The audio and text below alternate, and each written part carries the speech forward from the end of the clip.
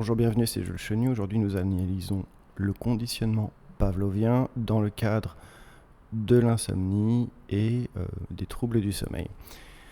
Pour comprendre le conditionnement pavlovien et pourquoi c'est très important pour vous aujourd'hui de regarder cette vidéo en entier, il faut comprendre Ivan Pavlov. Ivan Pavlov, c'était quelqu'un qui donnait, c'était un scientifique russe, qui donnait de la poudre de viande à son chien, tout en mettant en marche, en ayant un métronome en marche. Et en fait, en donnant de la poudre de viande à son chien, en ayant un métronome en marche, ça conditionnait le chien à associer le son du métronome à la viande. Et ensuite, ce qu'il a découvert, c'est que simplement en fait, en lançant le métronome, il arrivait à faire en sorte que son chien salive. Parce que le chien, il va saliver parce qu'il va anticiper la viande et son cerveau va associer le son du métronome à la viande. De la même manière, pour comprendre pourquoi c'est important pour vous aujourd'hui dans le cadre des troubles du sommeil, imaginez Mathieu et Sarah qui marchent dans un parc. On a Sarah qui a déjà été mordue par un chien par le passé, et on a Mathieu, lui il est avec Sarah, mais lui il a grandi avec un chien, il adore les chiens, c'est un mec qui a grandi avec 2 chiens dans sa baraque quand il était jeune, et il adore les chiens. Et tout d'un coup, il y a un chien dans le parc qui court vers eux. Qu'est-ce qui va se passer ? On va Sarah qui va être terrifiée, elle va reculer, elle va se mettre de profil, elle va avoir une réponse combat-fuite, elle va être super stressée, et à côté, on va avoir Mathieu qui va sourire, qui va même appeler le chien à la détresse de Sarah, qui va s'agenouiller, qui va le caresser, qui va dire « Oh, comment tu t'appelles ?» Et soit il va avoir une réponse indifférente, dans le sens où ça va être un non-événement pour lui, soit il va avoir une expérience très positive. Qu'est-ce que ça implique pour nous ? Ça implique qu'avec le même stimuli, donc un chien, on va avoir une réponse apprise totalement différente. Et c'est le même mécanisme qui sépare un bon dormeur d'un insomniaque. On va avoir un bon dormeur, c'est quelqu'un qui va aimer être au lit.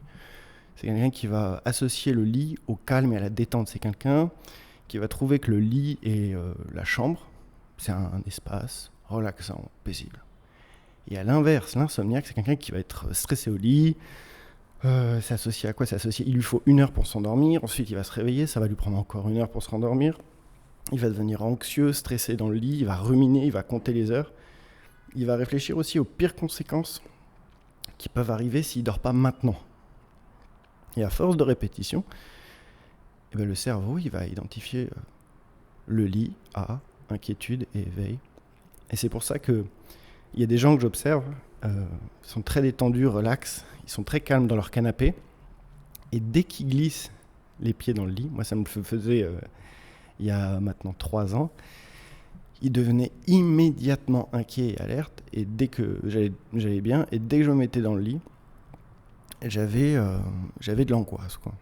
Et c'est la réponse conditionnée à voir le lit comme un endroit insécure et à avoir le cerveau qui me disait « Oh, on va passer un mauvais moment là. » Parce que là, t'es parti pour des heures d'angoisse. Et c'est pour ça aussi, je pense, ça c'est personnel, qu'il y a tant de gens qui dorment devant la télé.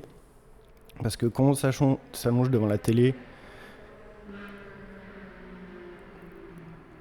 et on regarde une télévision, l'éveil n'est pas menaçant. L'éveil, il est désirable. On veut regarder la télé. Et c'est pas menaçant, du coup on est détendu et du coup les gens s'endorment devant la télé. Alors que quand on va dans le lit, et ben là, à l'inverse, on veut pas être réveillé, on veut dormir. Et c'est pour ça qu'on va commencer à faire des efforts pour dormir. C'est pour ça qu'on va forcer les choses, c'est pour ça qu'on va pas dormir d'ailleurs. Et si l'éveil en plus, si on est dans le lit, l'éveil, l'état d'éveillé devient un danger, parce que c'est indésirable. Donc voilà, comprendre ce conditionnement, c'est vraiment la première étape pour implémenter ensuite tout ce qui vient après, toutes les briques qui viennent après. Donc voilà, c'est vraiment... L'insomnie chronique, c'est quelque chose qui est psychophysiologique.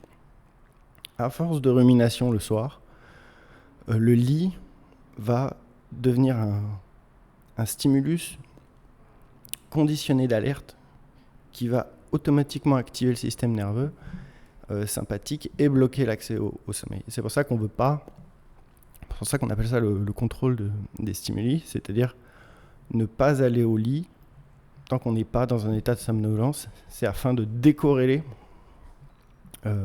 cet état de stress avec le lit et arrêter de ruminer tout ça.